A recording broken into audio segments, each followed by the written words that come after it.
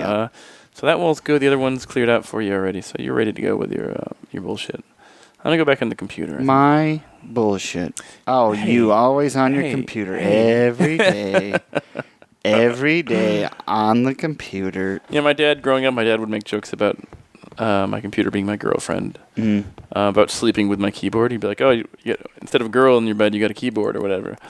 Which was... Classic dad. Yeah, classic dad stuff. But it really kind of came true because I now sleep with my laptop.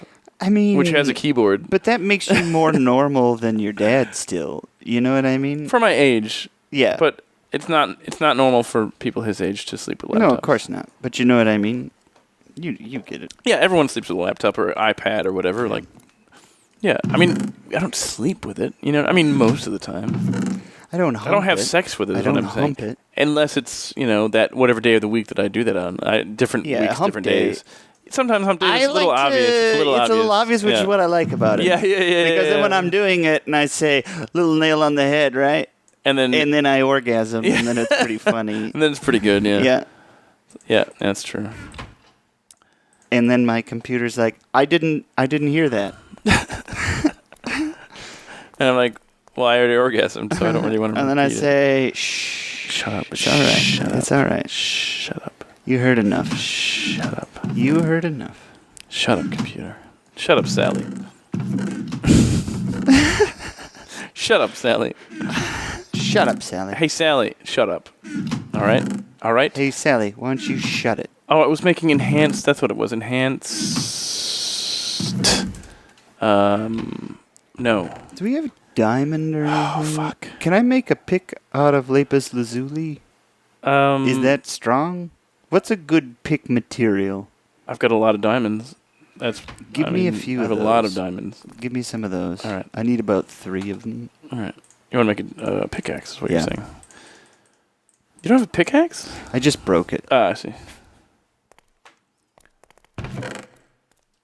And there should be a bunch of diamonds in those chests, too. I mean, that's probably not all. Yeah, all it's just hard to find stuff, you know. Yeah. It's an embarrassment of riches. It's almost embarrassing, but it's not. You said it. I'm proud, really. I'll be honest with you. No, I mean, you've done very good. Some of the best work. I've done very good. A lot of Let me just a quick refresh. Those are the 2 quarries I did in this dimension. Boom, boom. And then I did a couple in the mining dimension as well, which we'll leave that to the imagination. And these are the chests with Picture all it. that shit. Picture it in your head. Picture a mining dimension full of riches. Picture a mining dimension. Mm-hmm. Starring Kyle MacLachlan. You're in a bit of a mining dimension. He would never say a bit. He might. I don't know. It's weird to imagine it. Like a bit. Mm-hmm. I could see, like... Did you like Jaws? A bit. A bit. A bit, sure. Slightly. What's the thing I was trying It's to make? gripping. It's certainly gripping. I'll give you that. I'll tell you that much. Lynch loved it. Lynch gives it 2 lynches. You know what I love? Jersey flannel. So comfortable. What's Jersey flannel? It's a type of flannel material. I mean, what does that have have you to do not with... actually heard of this? I've heard of flannel. Yeah, jersey's a type of flannel. I've never heard of a Jersey flannel. No. Well, all right. You got to grow up. You got to see some stuff. You're right about that. You got to see some stuff, man. I need to do some inscribing. You're living in your baby world over there. You're just a baby. Mm-hmm. I need to do some inscribing, Greg. Some inscribing? Yeah, I got to do some inscribing. You know, it'd be great for that as a wood burning kit. Oh my God, you're right. All right, printed silicon and redstone and printed engineering. Yeah, this is looking great with a wall. It's good to have a wall. Again, so you know. Yeah, absolutely. That was like a big missing piece. That was my next. Yeah, I was like, this this has got to get there. So silicon and inscribe her silicon press, which is this one. How do I make silicon, Greg? What would you say? What's your guess on how to make silicon? You're gonna take a bunch of sand and put it in a fire. That might be exactly what I have to do. Let's see. I can put it in the pulverizer or the sag mill. And the sag mill? Yeah. Both of which I think we have. I think I'll do the sag mill, though. Thank you very much. Like a Screen Actors Guild mill? Yeah, exactly. Actually, I don't know why it's called sag. Let's get some sand. This is where we break the hopes and dreams of young actors and Welcome voice actors. Do we have sand? Oh, God, we better. Yeah. I mean, I didn't mind any sand. I don't think. You didn't encounter any sand in your quarry. I don't think so. Wow. Because sand is only failure. I found the fatal flaw in the quarry. Well, I wouldn't call it a fatal flaw. It's so fatal. A slight, it's slightly discomforting, I would say. That's all I'll give you. But seriously, we don't have any sand? Apparently not. God damn it. I mean, I thought I'll go check the regular chest. Let's go check the old school. Check the regs. Check the regs. What do the regs say about it? Never quote regulations. You know, quoting regulations to a superior officer is a crime? What? Maybe only in Star Trek. I don't know. Where is sand? Have you seen any of this new Star Trek? Yeah, I saw the first 2 episodes. Those are the only ones that are out. Yeah. What'd you think? I was surprised in some ways, and also not surprised in other ways. What's it on? It's on. Well, the premiere episode was on CBS, just normal broadcast TV, but the rest are only on its little streaming service that they have. They're only putting it on a streaming service? Yeah, their own streaming service, a new one that only CBS has made, unfortunately. Interesting. But I think in other countries it's on like Netflix, just not in the U.S. Interesting. So it's on Netflix in like Canada and Europe. It's on Netflix, I think. Interesting. But yeah, there's a lot that I was surprised that I liked about the new one. It's really ambitious, more than I thought it would be. It's really sciencey more than I thought it would be. It's not doesn't really try to dumb down anything. That's cool. It's really obviously high budget, so everything looks really good. A lot of the design looks really awesome. I guess the weakness is the characters are pretty kind of robotic, and I don't really understand some of the choices they make. But it's only 2 episodes in, and I like where they're going with it. Like they start out on a ship, you know, and you think, oh, this is the Star Trek ship or whatever, and then they're going to stand around on the bridge and be intense, or you know. But really, it's about this girl who starts on that ship, but she ends up mutinying against the captain, and then she becomes a prisoner. And the rest of the series is about her becoming like a prisoner, and then going onto this other ship, where it seems that she's going to be like maybe doing some kind of work program as a prisoner. Okay. On the main ship that's called the Discovery, which is the name of the series. Right. That's an interesting. And so I kind of like that it's like this narrative that follows a single person in the Star Trek universe. That doesn't seem like a very typical Star Trek Yeah, move, so I like that they're doing that. That's neat. Yeah, and it looks like the rest of the series is going to have some Star Trek-y stuff where they find cool stuff and explore, but also this narrative with her, and there's a war with the Klingons happening. That's how it kind of starts out. They start a war, basically. I see. So yeah, I'm excited to see what they do with it. There's a lot of dubious stuff that they did in the first couple episodes that didn't work. Yeah. But a lot of stuff that I was surprised it did work. And you got to give these things time. Yeah, exactly. And it's a huge, crazy franchise. And I think the biggest mistake was just putting it on this streaming service that you have to pay for. Yeah. And you have to they have a commercial version of the streaming service, but you still have to pay like $5 a month for it or something, or $6 a month. And if you want the non-commercial version, you have to pay $9 a month.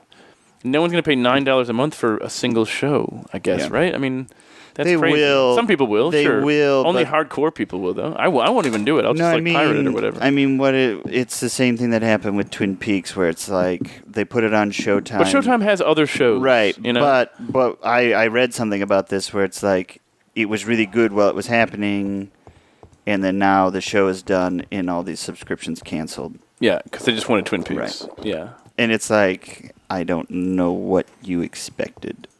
Yeah, exactly. It's like we had one show that they wanted. I would rather just charge $3 an episode or $2 an episode directly, and people would do that. Put it on iTunes or even your own service. Just let me quickly pay $2 an episode, and that's all. I mean, just having different options is not going to hurt. So I don't know. They're still figuring it out. They're still figuring out how much they can charge us. So they'll figure it out. They'll figure out the optimal amount to charge. They'll run those numbers until yeah. it's squeezed dry like a grapefruit husk. It's fine. It's fine. I'm gonna have some cupcakes, by the way. That's great. Sugared up. So I've been reading. One of the things I've been doing is I've been reading Fear and Loathing on the Campaign Trail 1972. I'm sorry? There's this book called Fear and Loathing on the Campaign Trail 1972. Okay. It's by Hunter S. Thompson. But The it's guy a who reference. did- It's a reference to another book he wrote called Fear and Loathing in Las Vegas. Yeah. Okay. I think because the general idea is like you go into pop culture and you see what it's like, and then you're like, oh my God, what am I doing here? And this is all terrifying. Yeah. And he's constantly talking about grapefruit. It's just one of those things, like if he's ever talking about, like he's like, I got a big project to do, so I ordered 6 quarts of wild turkey and 18 whole grapefruits. What? I'm sure he's exaggerating. Yeah, but what? So, but I mean, it must be based on some truth. Like maybe he does eat a lot of grapefruits and drink a lot of wild turkey or whatever. It's very funny to me that it's always just a bunch of whole grapefruit. But what is the book about? Is it about politics? Oh yeah, he goes to the Democratic primaries. He follows those around. Mm.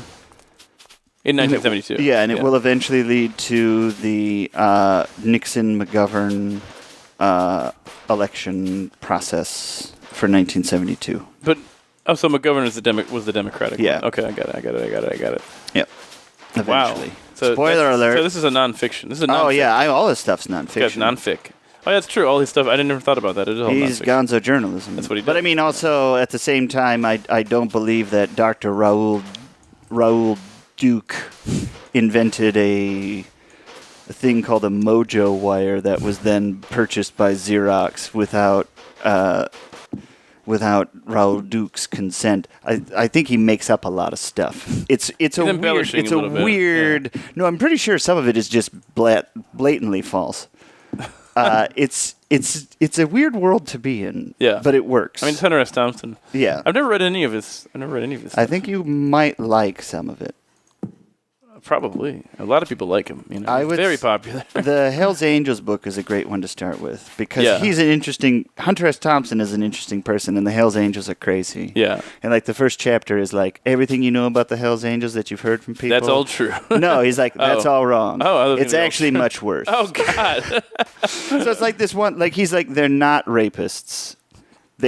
Some of them have raped. Some of them have raped. But as policy, that's not their thing. They do not have a rape policy. But let me tell you about some of the things they do.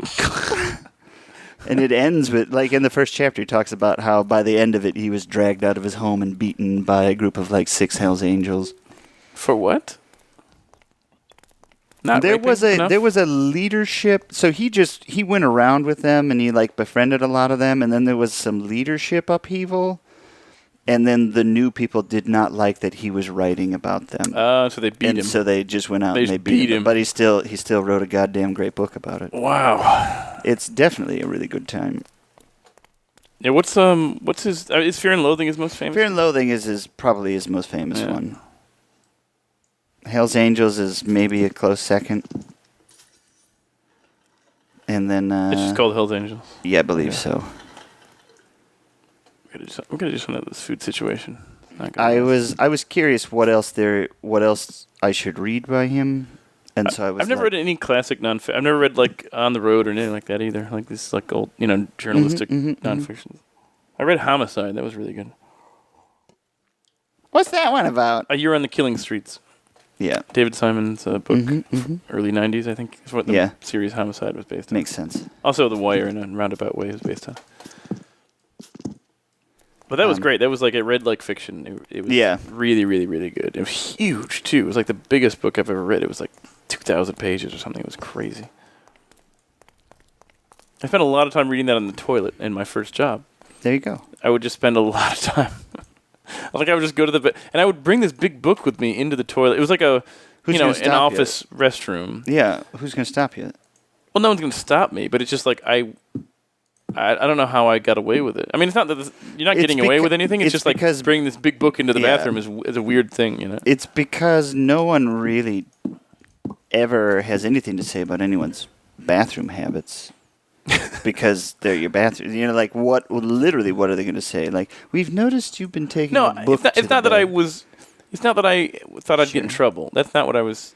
I just don't want people to know that I'm reading, that I'm bringing books into the bathroom. Well, yeah, In yeah. general, I just don't want to people Yeah, to I see me don't. bring I anything don't. in the bathroom. Yeah, I like people to be mystified by what I I'm want doing there to in be a little left to the imagination. You know what I mean?